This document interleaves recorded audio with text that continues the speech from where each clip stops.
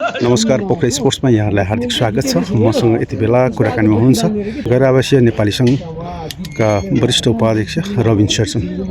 पोखरा स्पोर्ट्समा यहाँलाई हार्दिक स्वागत छ रबिन सर। सबभन्दा पहिला त यहाँलाई हार्दिक बधाई, वरिष्ठ उपाध्यक्षमा निर्वाचित हुनुभएको छ। कति वर्षपछि पोखरा आउनुभयो तपाईँ?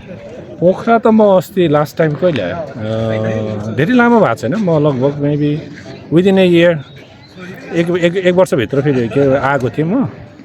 यो चाहिँ फेरि अहिले दोस्रो भन्दा पनि फेरि म आज हिजो मात्रै आएँ पोखरा चाहिँ आफ्नो एउटा के भन्दाखेरि यो बच्चामा जिबिएस पढ्दै गर्दाखेरि लामो समय पोखरामा बिताएको हुनाले पनि आफ्नै एउटा आत्मीयता भनौँ कि एउटा चाहिँ आफ्नो घर जस्तो लाग्छ। खुसी लाग्छ पोखरा आउँदाखेरि सधैँ। आफ्नो घरमा आउँदा खुसी लाग्छ। तपाईँको यो टेनिसमा हुन्छ आज होइन? यो टेनिस यो कोर्ट बनाउनु होस् या अहिले गण्डकी प्रदेश टेनिस सङ्घले सुरु गरेको यो ग्रासरुट टेनिसमा सहयोग गर्ने कुरामा तपाईँले जुन योगदान छ, यसलाई कसरी हेर्नुहुन्छ? हामीलाई म विदेशमा बस्छु होइन, अनि अर्को कुरा यो नेपालको विभिन्न सेक्टरमा अब हामीले केही न केही के भन्दाखेरि सहयोग गर्न सकौँ।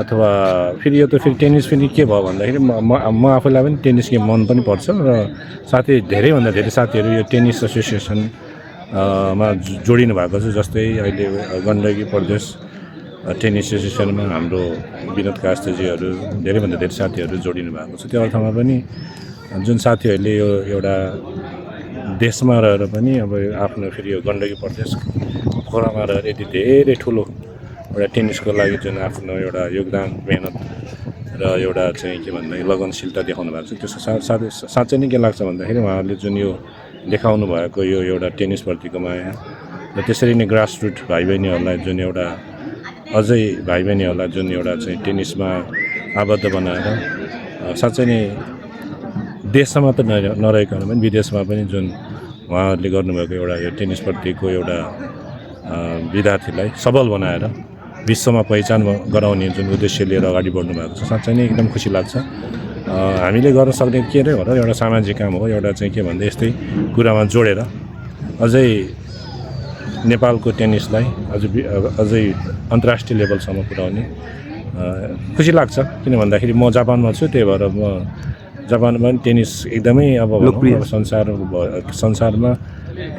संसारभरिका टेनिस खेलाडीमध्येमा जापानका धेरै टेनिस प्लेयरहरूले सहभागिता जनाइरहेको हुन्छ। त्यो अर्थमा पनि भविष्यमा फेरि नेपालको भाइ बहिनीहरू पनि देख्न पाओस् भन्ने एकदम इच्छा छ। तपाईँ गैर आवासीय नेपाली सङ्घ हुन्छ र खेलकुदसँग गैर आवासीय नेपाली सङ्घलाई जोड्ने जुन तपाईँले एउटा राष्ट्रिय खेलकुद प्रतियोगिता होस् या अन्य कार्यक्रमहरूमा जोड्ने जुन तपाईँले आफ्नो एउटा योजना सुनाउनु भएको छ, त्यो अबको 10औँ राष्ट्रिय खेलकुदमा त्यसलाई जोड्नको लागि कति सम्भव देख्नु भएको छ र गैर आवासीय नेपाली सङ्घमा तपाईँहरूले अगाडि नेपाली खेलकुदको विकासका लागि कस्तो खालको योजना बनाउने सोच्नु भएको छ? अनि हामी गैर आवासीय नेपाली सङ्घ सदैव नेपालसँग विभिन्न माध्यममा जोडिने र त्यसमा पनि खेलकुदमा पनि हाम्रो सहभागी धेरैभन्दा धेरै रहने भएको छ।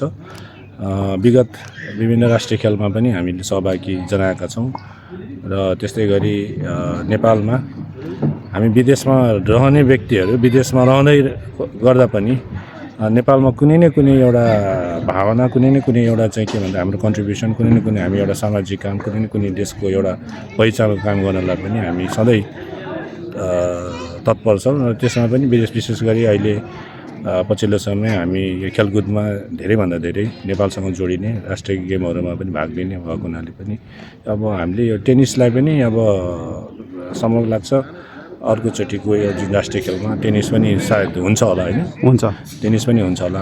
भोलिको दिनमा हामीले पनि एउटा गैर आवासीय सङ्गठनको हिसाबले पनि विदेशमा रहेका नानी बाबुहरू त प्लेयरहरूलाई त्यो राष्ट्रिय गेममा टेनिसमा सहभागी गराउन हामी एकदमै लायक छौँ, तत्पर छौँ।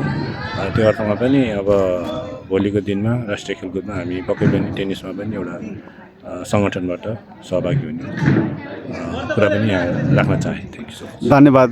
यहाँ समय र सन्दर्भको लागि व्यस्त समयको बावजुद पनि हामीलाई समय दिनुभयो। यहाँको सफल कार्यकालको शुभकामना समेत म दिन चाहन्छु। Thank you so much. नमस्ते। Thank you.